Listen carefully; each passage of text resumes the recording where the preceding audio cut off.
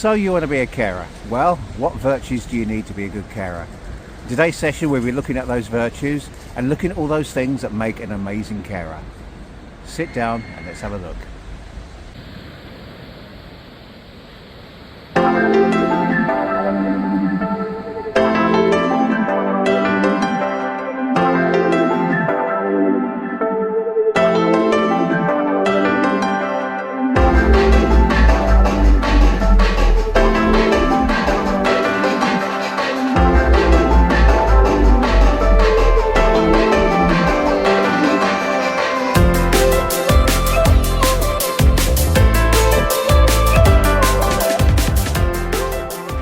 So, welcome to Who Wants to Be a Carer, episode 2.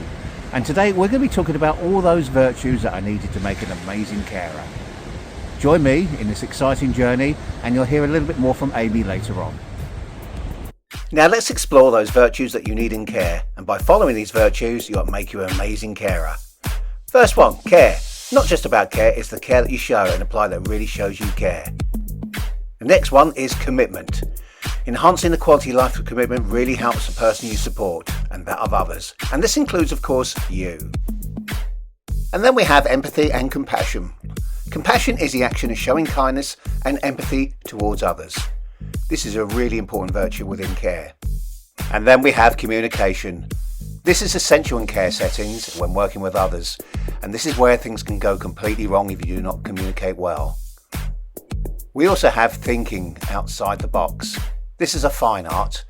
By thinking outside the box, you can really support somebody. And then finally, we have one of the most important ones, which is honesty. Honesty through everything you do, including being honest with yourself.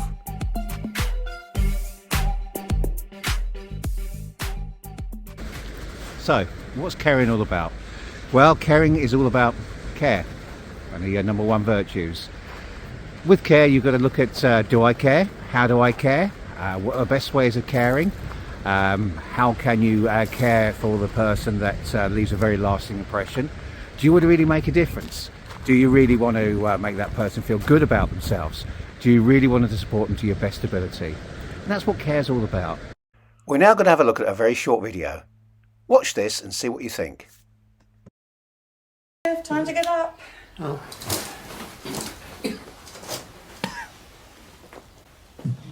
It was hard leaving the old place, but after Ella died, I couldn't manage on my own. Did you see Corrie last night? Missy, I was on the phone to my mum for ages. I need my glasses. Oh, well, you should have to watch it on Sunday in the omnibus. You don't trust your makeover? Guess what I watched last night? What's that? CSI. Did you? I need my glasses. This situation in care can be all too familiar. Poor old Joe, he was asking for his glasses, but the carers were too busy talking about last night's television. So when you're supporting somebody, it's really important that you listen to them. What would you feel like if everybody ignored you? Exactly. It could make you angry, it could make you sad, it could make you frustrated, it could make you confused, it can make you feel as if nobody's listening to me, what's wrong with me? Now there's several parts to the word care, but let's look at some of the main ones. Embracing kindness. Embracing kindness means choosing to act with compassion and generosity. It involves performing kind acts of goodwill without expecting anything in return. And by embracing kindness, we contribute to a more positive and harmonious society. Now ask yourself, have you got it in you to be kind? A vital ingredient of a carer is about being supportive. By showing respect and dignity towards those that you support, it shows that you care. It's vital as a caregiver. And then we have active listening. Remember poor old Joe? He was asking for his glasses and they were just ignoring them. Active listening is a fundamental component of effective communication. It involves fully concentrating, understanding, responding and remembering what is being said. And by practicing active listening, we demonstrate respect and consideration for other people's perspectives. Remember, not everybody's you. Everybody's different. Everybody's unique. Everybody is amazing, just like you. Treating people as people. Too many carers treat people as clients or just something they just need to get through. But by embracing people for who they are, you make the person feel really valued. And ask yourself, how do I want to be treated? Once you answer that question, then you won't go far wrong. Finally, achieving harmony. By embracing care, kindness, active listening and respect, we create a harmonious environment where understanding, empathy and cooperation thrive. So let's work together to cultivate those essential qualities and foster harmony in our communities and beyond. Now let's look at the next virtue, which is commitment.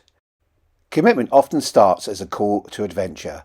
It begins with a whisper, which ignites our spirits, but why not embrace the unknown and open your heart to new possibilities? First thing we should be asking ourselves, what am I committing myself to? Quite often when people come into care, they haven't done half the things they're expected to do. For instance, cleaning somebody's bottom, providing personal care, being a companion. And you could be spending many hours with a particular individual. And some days might appear particularly stressful. But I'll tell you one thing, it's definitely worth doing care because you can really make a difference to somebody's life. And that is definitely worth it. So let's look at the next virtue, which is empathy and compassion. And who better to tell us all about it, but it's our Amy. Over to you, Amy. Thank you, Roy. As part of the virtues for being a good carer, empathy and compassion play a crucial role. Empathy is a powerful skill that allows us to understand and share the feelings of others. It goes beyond just sympathizing with someone's situation. It requires active listening, perspective taking, and showing genuine concern. By practicing empathy, we can build strong connections and trust with others. Let's explore each aspect of empathy in detail. Compassion, on the other hand, is the action that arises from empathy, the desire to alleviate another person's suffering or distress. When these qualities are present in a care setting, the impact on the recipient of care can be truly transformative. Imagine you are caring for an elderly person who has lost their independence due to illness. They may be feeling frustrated, sad, or even angry about their situation. By putting yourself in their shoes, by truly empathizing with their emotions, you can connect with them on a deeper level.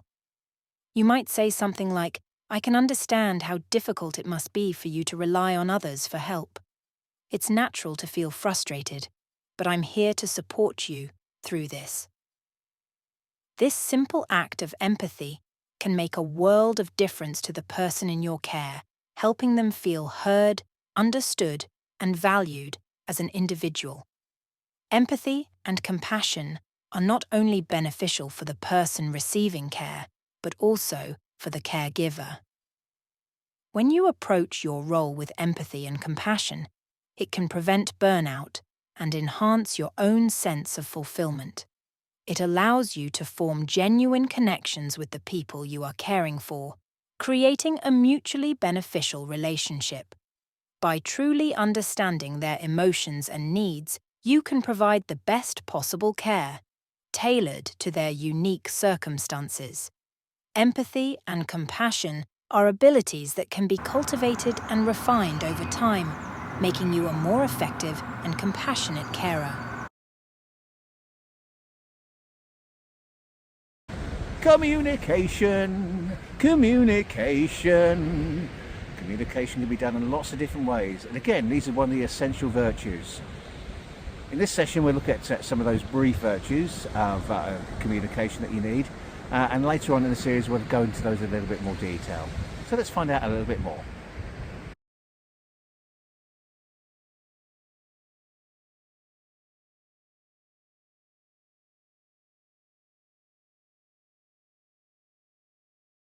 The left-right conflict refers to the phenomenon when your brain tries to recognize the color of a word, while your left brain insists on reading the word itself. This conflict can be challenging for many people, especially those with conditions such as dementia or autism. Your instinct is to say the color you see, which is blue, but your left brain, responsible for language and reading, wants to read the word red.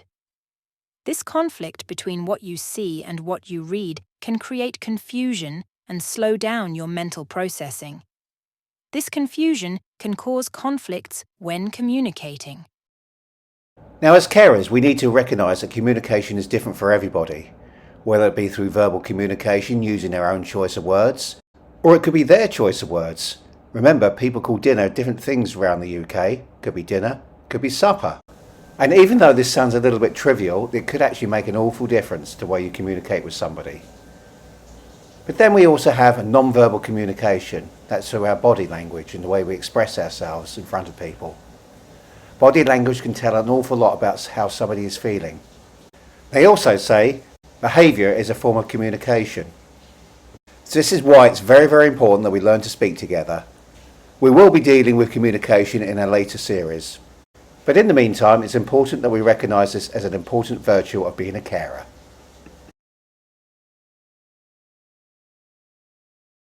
And now we're going to be looking outside the box. These are one of the amazing virtues that a good carer needs. So let's have a closer look. The art of creativity and thinking outside the box is an essential virtue within care. In the field of healthcare, finding new and innovative ways to approach problems can lead to better patient outcomes and improved overall mental health. Doing things the same way may be comfortable and familiar, but it does not always yield the right results. By changing the way you do things or see things, you can make a massive impact on people's mindset and mental health.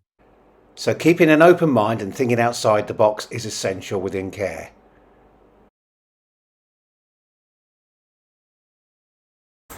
To be honest, you need to be honest. These are one of the virtues that you need to be a carer. So let's be honest with ourselves and have a closer look. So the final virtue that we're going to be talking about is the power of honesty. Honest communication is the key to building trust and fostering genuine connections. Let's explore the impact of authentic dialogue on personal and professional relationships. Honesty is exceptionally important, whether through professional or whether you're looking after a particular individual on your own. The whole care industry is all about being transparent, and it's equally important to be transparent with the person you support. Honest communication empowers individuals and strengthens relationships. By openly expressing thoughts and feelings, we cultivate understanding and empathy. Honesty is all about breaking down barriers. Expressing vulnerability and speaking from the heart can break through these barriers, and we can communicate authentically and transparently. This creates a great atmosphere to work in. But let's get real. This is the truth party we're talking about. We also need to look after number one, and that's ourselves. And the key to personal growth and happiness and empowerment even is to be honest with ourselves. Sometimes we might find it difficult. Sometimes we might find it hard. But this is when we need to own it. We need to own our story. If we do find it difficult, what's wrong with saying, I need help? This is why you need to be honest with yourself. And you know something, and to be honest, life is awesome. You're awesome. People we care for are awesome. So let's embrace the awesomeness. Let's be honest. Let's be honest with ourselves, the people we support. Because after all, these are the virtues that you need. Thank you for joining this session. Hopefully you enjoyed it. In episode 3 we'll be looking at other areas, but look back at what we've covered, and if you think you've got those virtues, then you have got the virtues to make an amazing carer. But that's just a starting point. The later episodes we'll look at what you need to do. So thanks for joining us today, and as we say, take care, do care, and do something really amazing. See you soon. Take care. Bye.